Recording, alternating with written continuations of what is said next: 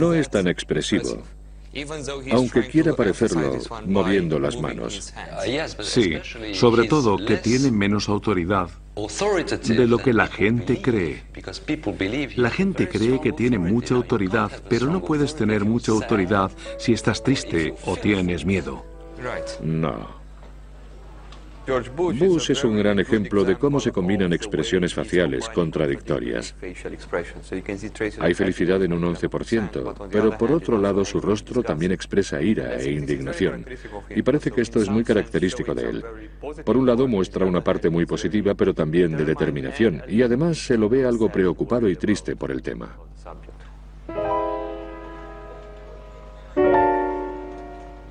Si nos fijamos en esta secuencia de Ronald Reagan, es evidente que es muy buen actor. Es capaz de mostrar una buena combinación de emociones. Felicidad, tiene una buena sonrisa, algo de determinación que viene dado por los parámetros de la ira y la indignación.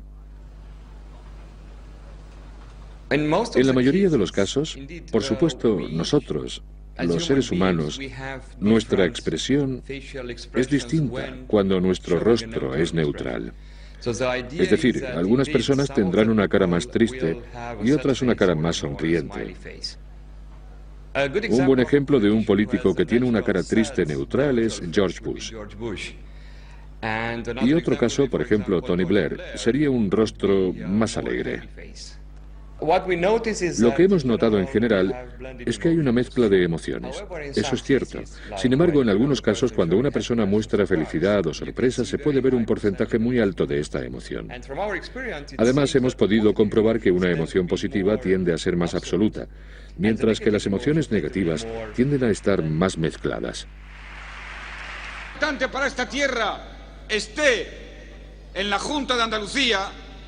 Las expresiones faciales carismáticas son signos evidentes de autoridad y dominio, o denotan felicidad y alegría, pero nunca son muestras de nerviosismo o tristeza. También es necesario que las expresiones faciales sean coherentes con la postura corporal y los gestos, otro elemento fundamental del carisma. Imagínense un político que no gesticule, que tenga los brazos pegados al cuerpo. Nos parecería muy raro. No solo nos parecería rígido, sino poco comunicativo. La mayoría de los gestos que vemos hacer a los políticos tienen dos objetivos principales. Uno simplemente es para hacer hincapié en un punto.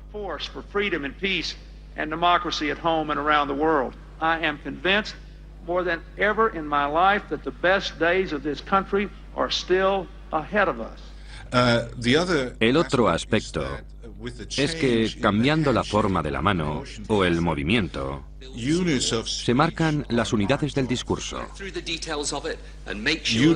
Una nueva unidad de discurso comienza con una nueva forma de la mano o con un nuevo movimiento. De manera que, de hecho, el espectador sabe cómo estructurar lo que está oyendo, viendo los movimientos gestuales.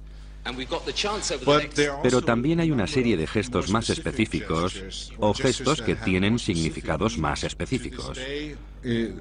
Hasta el día de hoy a los políticos les ha encantado el gesto de la precisión, un gesto que ya conocían en la antigua Roma y que hacían los políticos de esos tiempos.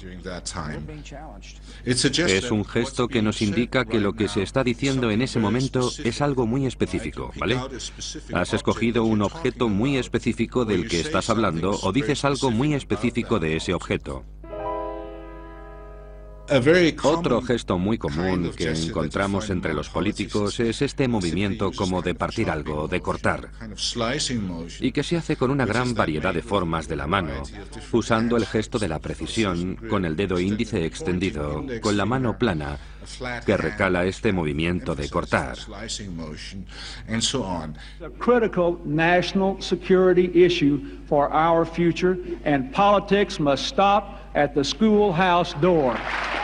Es importante que tengamos en cuenta el contexto en el que se realiza el gesto y no creer que existe un significado fijo para un gesto concreto. Sin sentimiento, y por tanto se puede hablar de solidaridad A veces nos encontramos que los políticos hacen gestos simbólicos como por ejemplo cuando George W. Bush pone las manos así, como si estuviera estrangulando a alguien cuando habla de las garras del terror. Slowly but surely, the grip of terror around the throats of the Iraqi people is being loosened. Otra forma de entenderlo es pensar que este gesto es una metáfora porque la expresión garras del terror es metafórica y el gesto enfatiza esa naturaleza metafórica de su discurso.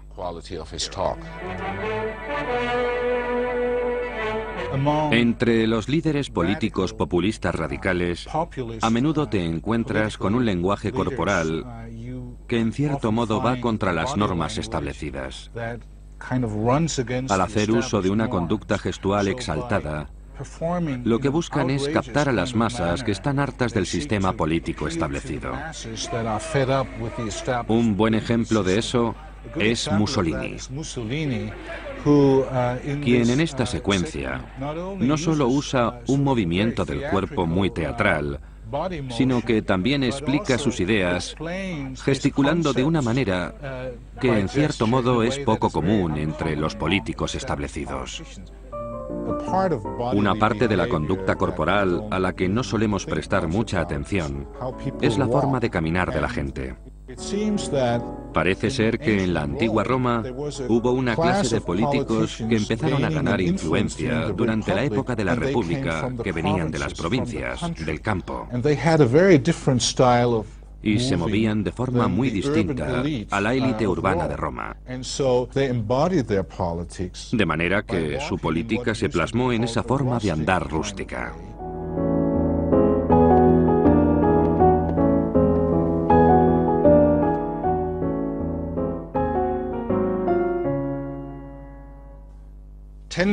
La tendencia a moderar los gestos tiene mucho que ver con la manera en cómo se ve el cuerpo humano en la cultura occidental.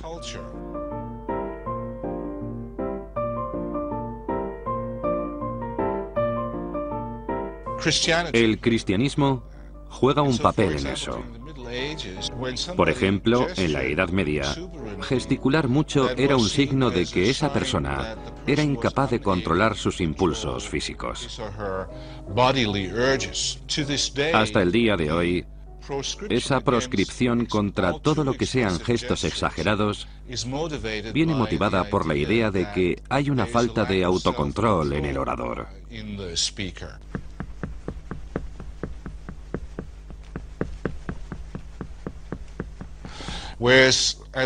Sin embargo, yo como experto en la comunicación diría que cuanto más gesticules, cuanto más complejos sean tus gestos, mejor te comunicarás en realidad con la gente.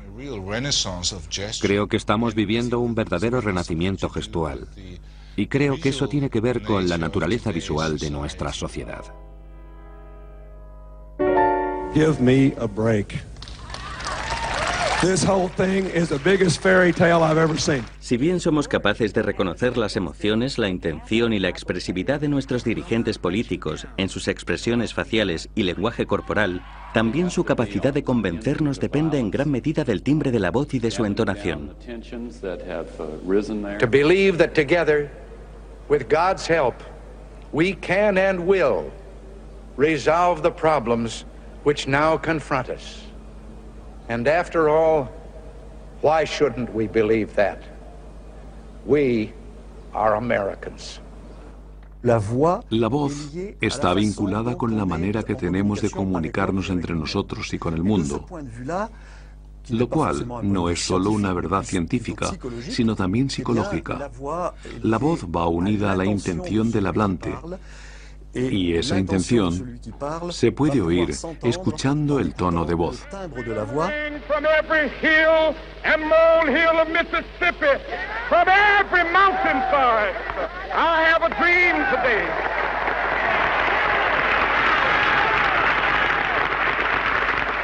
With this faith, we will be able to work together, to pray together, to struggle together, to go to jail together, to stand up for freedom together, knowing that we will be free one day.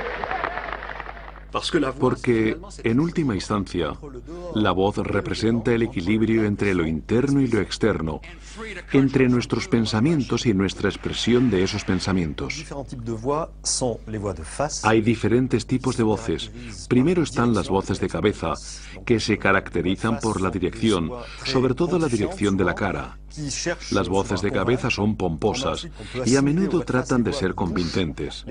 Luego tenemos una voz parecida a la de cabeza, que es la voz oral, que utiliza especialmente la cavidad bucal. Por ejemplo, Tony Blair tiene una voz con la que la boca está activa, lo que le da a la voz un carácter penetrante. Es una voz con armónicos superiores que corre muy bien.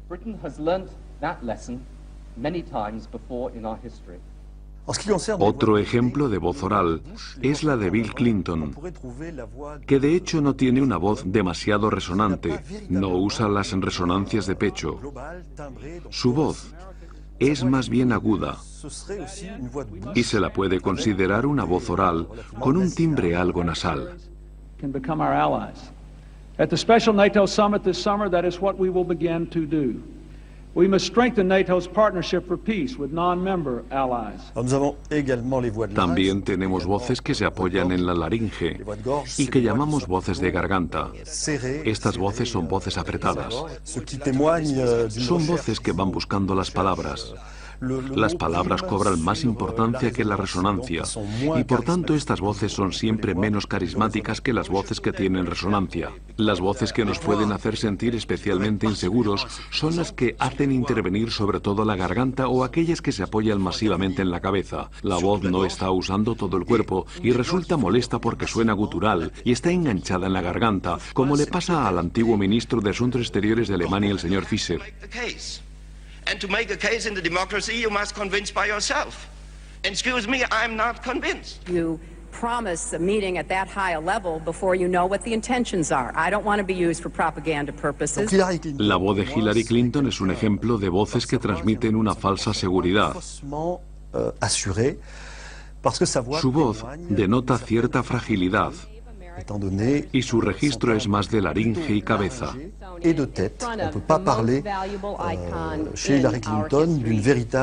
Desde luego, Hillary Clinton no tiene una voz de pecho, seductora y afirmativa como la de Margaret Thatcher. Together our nations have faced the challenges of our time and have not flinched. We forged ahead with strengthening the peace, spreading prosperity and safeguarding liberty. Hillary Clinton hace uso del registro emotivo precisamente porque esa falta de seguridad en su voz permite que esta fragilidad emocional se oiga sin intención alguna de ocultarla.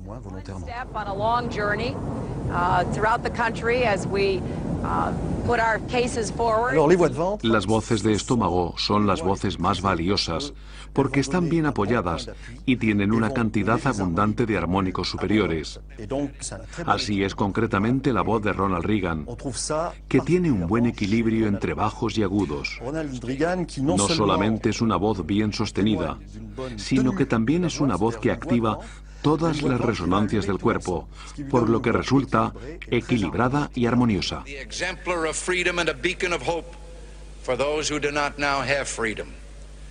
To those neighbors and allies who share our freedom, we will strengthen our historic ties and assure them of our support and firm commitment. We will match loyalty with loyalty. Otro elemento importante en la eficacia de los mensajes orales es el número de palabras por minuto. Money cannot buy it, power cannot compel it, technology cannot create it. It can only come from the human spirit. Tout est possible. Incluso aunque haya diferencias culturales entre las lenguas, se ha demostrado que el ritmo idóneo, por lo general, se encuentra entre 140 y 180 palabras por minuto. Por debajo de 140, la atención del público disminuye y se genera un sentimiento de aburrimiento. Por encima de 180, el flujo de palabras es demasiado intenso y el mensaje se vuelve confuso.